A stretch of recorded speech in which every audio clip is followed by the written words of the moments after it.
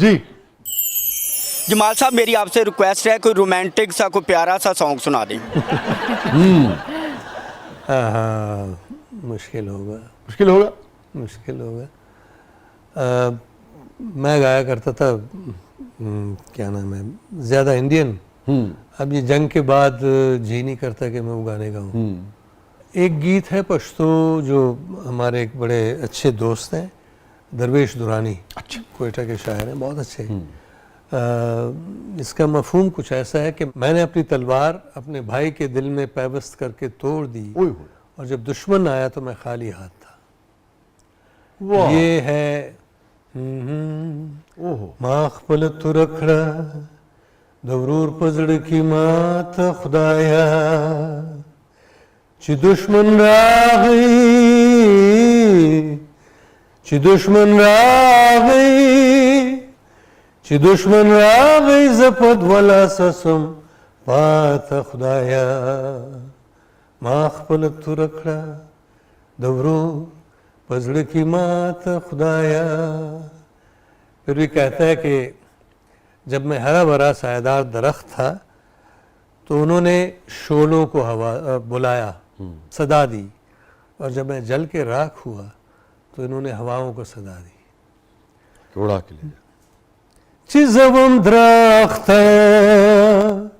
चीज़वम दरख्त दी लंबी दौर रावो बोलली चीज़ैरे स्वम चीज़ैरे स्वम चीज़ैरे स्वम दे हाल वर्खड़ो वह हवा ता खुदाया माखपल तुरखड़ा दौरो बजड़ की मात खुदाया। वाह, जो ख्याल है ना कि मेरे पास जो तलवार थी वो मैंने अपने भाई के सीने में पैवस्त करके तोड़ दी, और जब दुश्मन आया तो मैं खाली हाथ। ये मुझे जो अरब शोरा का और जो जी ज़माने कदीम के अरब शोरा थे जिनका तख़य्युल हैरान कर देता। हाँ जी, बिल्कुल उस पाए की, उस लेवल। ये अरब शायरी तो बहुत डीप है। ये भी इसने बिल्कुल हैरान कर दिया, चौंका दिया मुझे। जी बहुत ही। ये मैंने अपनी film revenge of the worthless जो बनाई थी, उसका थीम सॉन्ग है ये। तो ये आपने कहा था, ये पहले से उन्होंने तख्लीक किया हुआ था? नहीं, ये उन्होंने तख्लीक, बल्कि उनके किताब का टाइटल भी मैंने बनाया था। तो ये मैंने बहुत पहले कंपोज की थी। जब फिल्म बनाई तो फिर मैंने थीम सॉन्ग यही रखा। क्योंकि मैं लाजमत हतमी तौर पे तो नहीं कह सकता, मगर एक शायर की हैसियत से मैं ज़रूर कह सकता हूँ कि ये आमद की शायरी है। आमद की, ये बिल्कुल दरवेश बहुत अच्छे शायर हैं। उर्दू शायरी भी वो करते हैं, उर्दू शेर भी कहते हैं। वाह, बहुत अच्छे। आपने शायद सुना होगा, सईद गौहर हमारे एक शहर जी शायर थे, इंतकाल हो गया उनका, वो भी उर्दू बहुत अच्छे शेर लिखते थे। ये दरवेश भी, लेकिन पश्तो इनकी बड़ी ज़बरदस्त शायरी है। वाह वाह। स्टे विद अस नाज़रीन, बिल्कुल हैरानी कर दिया, चौंकाई दिया। क्या ख्याल है, तख़य्युल तो नहीं कहेंगे, क्या मुनफरिद ख्याल है।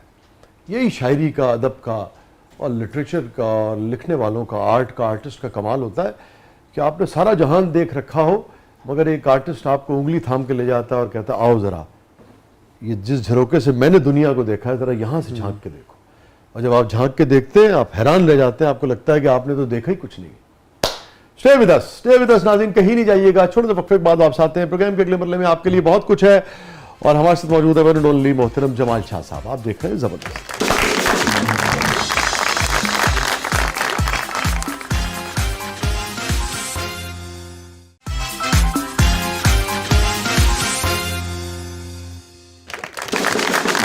वेलकम बैक नाज़रीन, ज़बरदस्त में एक बार फिर खुशामदीद। शायरी हमारा सेगमेंट है, इसका नाम है कैथारसिस।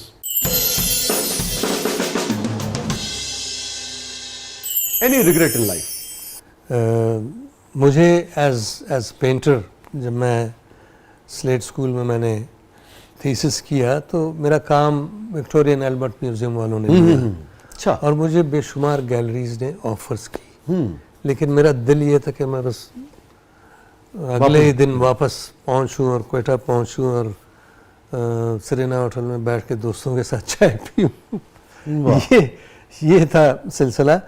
बाद में मुझे लगा कि यार रुकना चाहिए था, बड़े मौके थे। इसी तरह जब मैंने फिल्म की पहली इंटरनेशनल ट्रैफिक और K2, तो मुझे बेशुमार ऑफर्स आई, बड़ी अच्छी अच्छी ऑफर्स। एक ऑफ़र ऐसी आई जो लीड रोल था मेरा और बहुत हनीफ कुरैशी का स्क्रिप्ट था। ठीक है, समझ गया। कैरेक्टर मुझे ऑफ़र हुआ हाँ और मैंने पढ़ा, मुझे बहुत अच्छा लगा। लेकिन मसला ये था कि उस कैरेक्टर में सीन्स थे, ठीक, मायूब। तो मैंने अपनी एजेंट को कहा कि मैं नहीं कर सकता। तो कहे क्यों? मैंने कहा जी अगर मैंने ये कैरेक्टर कर लिया तो मैं कोयटा नहीं जा सकूँगा। फ़र्ज़ करेंगे कोयटा ना भी जा सकूँ तो मेरी सारी फैमिली बल्कि पूरा कबीला जो है वो मुझ पर लानत भेज देगा। तो कहने लगे कि कोई भी इंडियन एक्टर अपनी अजीज़ तरीन हस्ती को बेच सकता था इस कैरेक्टर की। मैंने कहा मैं नहीं बेच सकता हूँ। तो कुछ और ऐसे रोल्स मिले जो मैंने नहीं किए।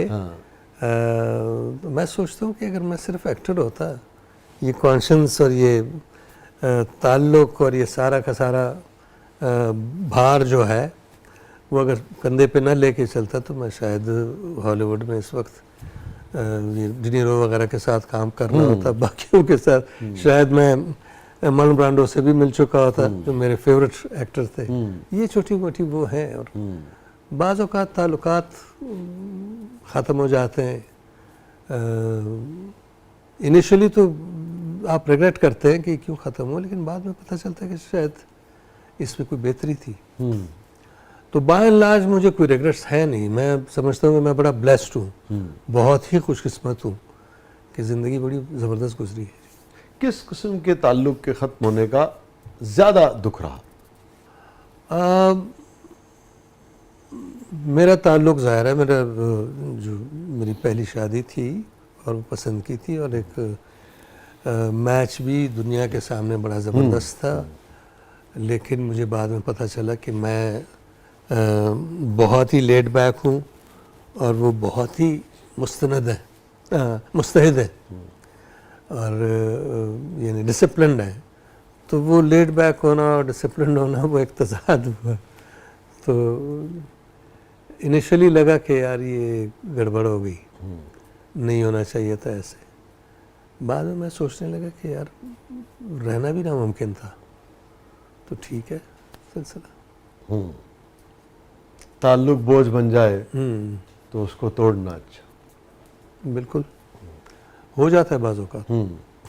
वो अफसाना जिसे अंजाम तक लाना ना हो मुमकिन, उसे खूबसूरत, क्या खूबसूरत कंपोजिशन है साहिर जी हाँ, उसे खूबसूरत मोड़ देकर बिल्कुल छोड़ना। अच्छा ये फरमाइए, कभी किसी चीज़ पे शायद गिल्ट रहता है? बाज़ औक़ात जल्दबाजी में आप कुछ ऐसा कर जाते हैं जो बाद में आप सोचते हैं कि यार ये नहीं करना चाहिए था, इसकी कोई ज़रूरत नहीं थी, ज़रा धीरज से काम लेके आगे बढ़ते। लेकिन वो छोटी छोटी चीज़ें, कोशिश मेरी यही रही है कि गिल्ट ना रहे, रिग्रेट ना रहे, कोई कुछ सिलसिला साफ हो। जी वैसे आप शॉर्ट टेम्पर्ड तो नहीं है? मैं बहुत शॉर्ट टेम्पर्ड हुआ करता था, बहुत ज़्यादा। अब कम हूँ। अब कम है? जी हाँ, बहुत ज़्यादा जल्दबाज था। Impulsive अब ज़रा जल्दबाजी बहुत थी। हाँ, अभी भी इम्पल्सिव है? मैं हूँ खासी हद तक। कौन सा ऐसा इम्पल्सिव डिसीजन रहा जिंदगी में जिस पे रहता होगा भाई ये काश इतना इम्पल्सिव हो कि ये डिसीजन न लिया? मुझे लगता है कि अगर मैंने वादा किया था कि जी यहाँ आके मैंने कुछ करना है। हाँ। और ऐसे मौके पे वो किया था कि मुझे बड़ी ऑफर्स थी फिल्म्स में। हाँ ठीक, ज़बरदस्त किस्म के कैरेक्टर्स वगैरह और ठीक ठाक इम्कानात थे कि मैं बहुत आगे बढ़ूं, लेकिन मैं उस वादे की वजह से सब कुछ छोड़ के आ गया। अक्सर मैं सोचता हूँ कि अगर मैं ये वादा ना करता तो शायद इस मुल्क के लिए कोई बेहतर सूरत-ए-हाल होती। ऑफ कोर्स कोई भी आदमी जो इंटरनेशनल लेवल पे काम करता है अपने मुल्क का प्राइड होता है। वो वादा आपका फैमिली से था, मुल्क से था? वादा ये जो आर्ट स्कूल मैंने बनाया ना, ये हुनर कदा आइडिया ये था कि जी जिस मुल्क में हम रह रहे हैं वहाँ हुकूमतें ये नहीं चाहती है कि आर्ट और कल्चर को फ़रोग़ मिले, आगे बढ़े, तो क्यों ना, चूँकि हमारी फील्ड है, हम खुद क्यों नहीं कोशिश कर लेते। तो उस कोशिश ने फिर हमें गर्दाब में डाल दिया। आप अंदाज़ा लगाएं कि ये उनकदा इंतहा दर्जे की डेफिसिट पे हमने चलाया है। और बाज़ औक़ात ऐसे भी हुआ कि बिल्स और तनख्वाहों या किराए के लिए पैसे नहीं होते थे, तो मुझे सूद पे पैसे लेने पड़े। और वो सूद जिस तरह से मैंने अदा किया है, मुझे उस वक्त एहसास हुआ कि ये हराम क्यों है। इतना ज़्यादा बढ़ गया था जी हाँ। तो बाज़ औक़ात आप ज़ाहिर है कन्विक्शन की वजह से या वादे की वजह से वो सब कुछ कर रहे होते हैं, जो अच्छा भी होता है, लेकिन उसका दूसरा पहलू भी है जी। हाँ,